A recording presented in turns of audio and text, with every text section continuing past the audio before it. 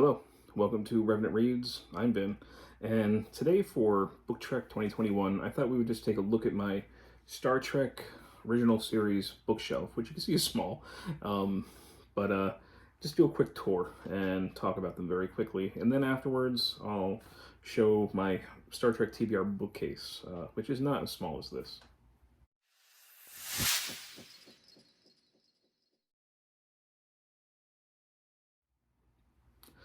So I've read far more Next Generation books than I have original series books. So I don't consider myself at all, very well read with original series.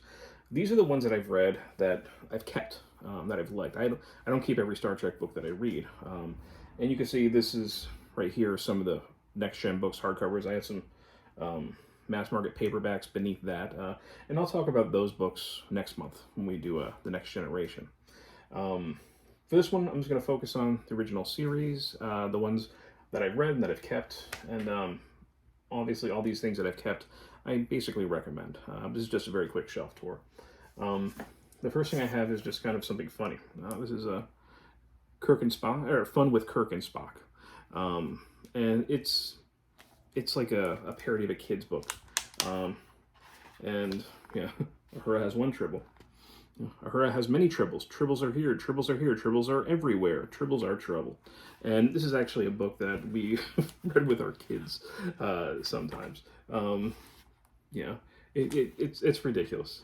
It's just a fun parody, but just something that we had with our kids, and every so often we'll kind of take out and we'll read with them. Next to that, I have some of the movie novelizations that I've read. I just filmed a video for the first movie, Star Trek the Motion Picture novelization, which I haven't moved the stuff that I've read so far for Book Trek 2021 this year down onto this shelf. This is all stuff that I read previous to that, to this ongoing event right now. But I did read Star Trek II, The Wrath of Khan, by Vonda McIntyre, a very good novelization. Actually goes into quite a bit more regarding Saric, the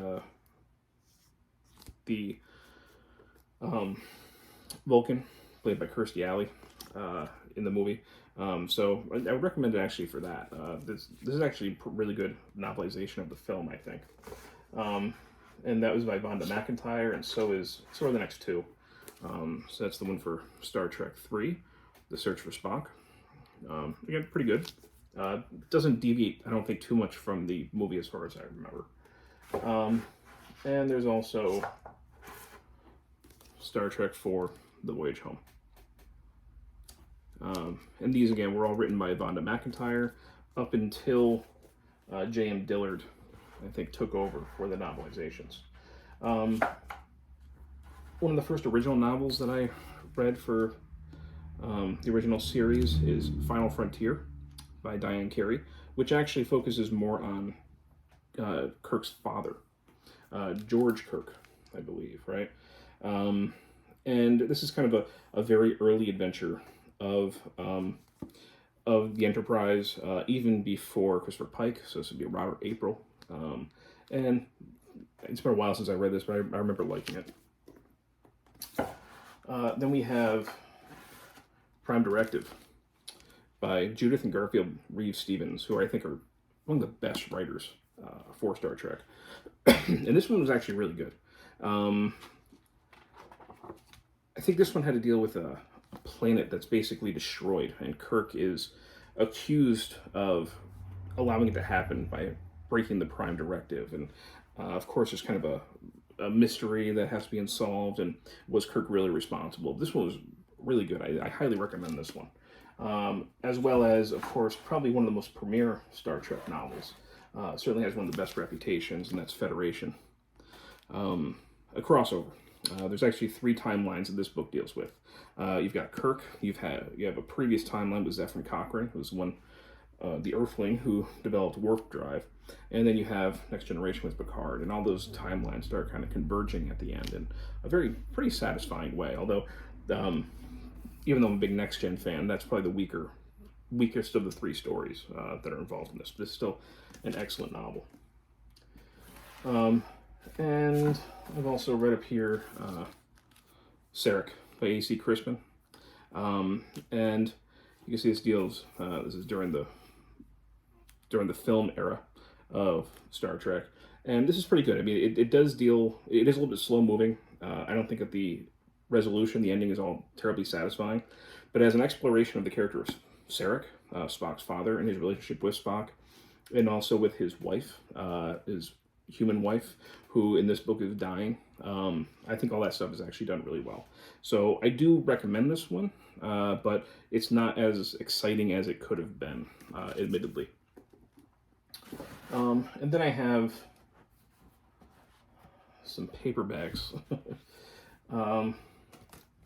Most of them are just older paperbacks. Some of the adaptations, Alan Dean Foster, his adaptations of the animated series from the 70s, and then you've got the adaptations by James Blish.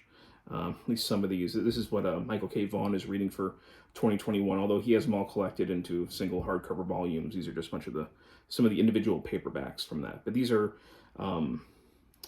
the episodes from the original series adapted into short stories. And these are fun. These are not great literature, but I have fun reading these, and I do recommend them if you're an original series fan. They're a nice way to revisit the episodes that we all know and love. Well, somebody named Joseph previously owned one of those. The only other mass market paperback that I have right now from the original series, sorry, that glare, is The Captain's Daughter by Peter David. Steve Donahue was talking about Peter David recently in one of his videos, and I agree with him that Peter David does have a tendency to use too much slang in his writing. However, I do think that he is a fun storyteller, and you'll always have a good time with Peter David, and he's very good at interweaving canon. He knows his Trek, and there's tons of Easter eggs usually inside his books, and this one I think is solid. This is a great middle of the road, I think, Star Trek adventure, where you have Captain Sulu. So this is later on in the original series careers. His daughter is murdered, and he's trying to figure out exactly what happened. He doesn't accept the official story of what happened to her, and it goes back and forth in flashbacks, and actually deals with a couple different time periods in original series Trek. But I think this is a solid one. I do like this one. The other thing I have on my shelf, which I haven't played yet, of course during COVID, but I got this for a really good deal through a charity event, and this is Star Trek Adventures. It's a role-playing game, so you can set it in any era of Trek that you want. I do enjoy a good role-playing game, and again, I have not played this yet, but it does look like it would be a lot of fun if I can get the right group of friends. And one of the things that's really cool is it gives you a map of the different quadrants, which is just cool. Also related to original series, I do have the Klingon dictionary, which I got as a birthday present just this past April. So yeah, this is one that I kind of leaf through. There's also nonfiction. This is The Physics of Star Trek by Lawrence M. Krauss. He's a pretty well-known physicist who kind of tried joining, maybe he's kind of an official member, and I don't know, of like the new atheist movement. Became very, very outspoken against religious influence. But his stuff is pretty solid, and he's got a very conversational tone. And this goes into the physics, of course, of Star Trek up to, I think, Deep Space Nine. I believe this was published in the mid-90s. So, yeah, 95. So it goes up till then. But if you want to know some of the science behind what you see in the show, I do think this is actually pretty good, and it's a quick read. And the last thing that I'll show, I got this at a library book sale a long time ago. This is Star Trek Popups. So that would be fun to go through. This is a pop-up book. Star Trek, let's see, we got the Corbinite Maneuver.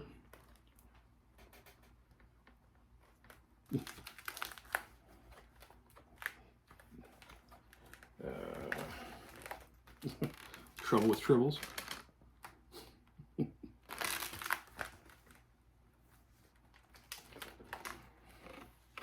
Klingon bird of prey. There they are. I guess there's a whale somewhere in there. They're bringing back to future Earth to repopulate them. Got a Borg cube in here. So obviously this deal's not just with original series. Here's a Deep Space Nine. You can make that one out.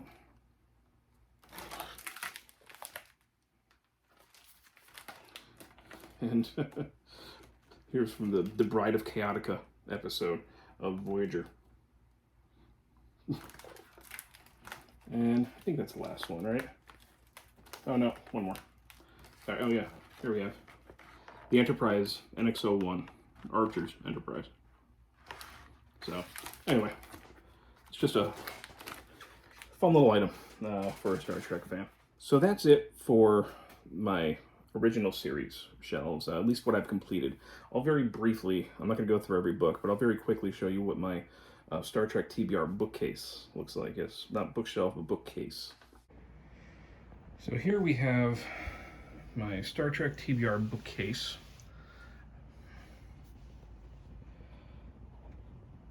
These are all books that I've acquired over time, mostly from library book sales. So most of these are dirt cheap to nothing. And I pick these up sometimes by the bagful. And so my general ritual every summer when school was over would be to go to this bookcase, grab a Star Trek book, and celebrate the beginning of summer by reading Star Trek. And it was that ritual and my conversation with Steve Donahue about that ritual that really helped to prompt Book Trek 2021. So again, I just want to take the time for the opportunity right now to thank my co-hosts for being so great in this and going on this adventure with me. You can see I've got enough for quite a few years to go. So any opportunity to go through these is great, and this is my bedroom behind me, so I'm always reminded of all the stuff I'm not reading when I go. So anyway, thank you, BookTube.